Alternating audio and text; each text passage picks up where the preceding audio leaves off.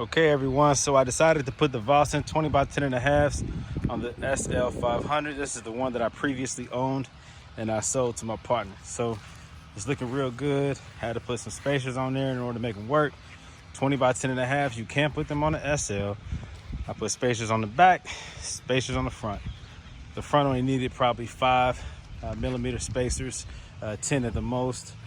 Let me see, the lug bolts that I had, I have a variety, so I was able to make that work. Now the ones in the rear, I have probably an inch and a half, maybe a 2-inch spacer.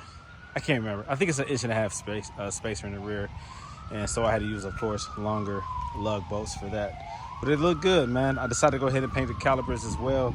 I painted them a gold color. They turned out real nice, okay? So it's a good look on this car, man. Look how it sits out, how they poke out a little bit. I wanted to make sure they, had that wide stance.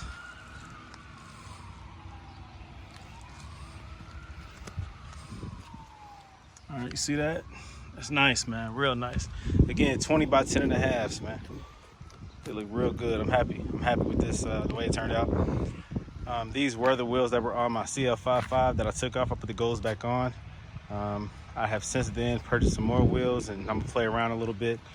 I like to be able to switch it up, just depending on how I feel year to year, I guess. This coronavirus had me thinking gold, just coming out loud, bold, whatever, So that's why I put those on the SL500. Anyways, back to the SL500.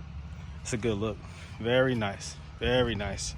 I recommended to him to switch out this grill and also to put some nice tint on there. Just black out the car, the glass of the car, make it look real nice. It'll make the whole body look that much more appealing, I think. But yeah, look at that, man. That's a nice deep wheel. Nice, very nice, very nice.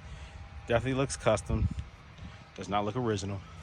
Vossen 20x10.5 on a 2003 SL500. All the way around. Nice.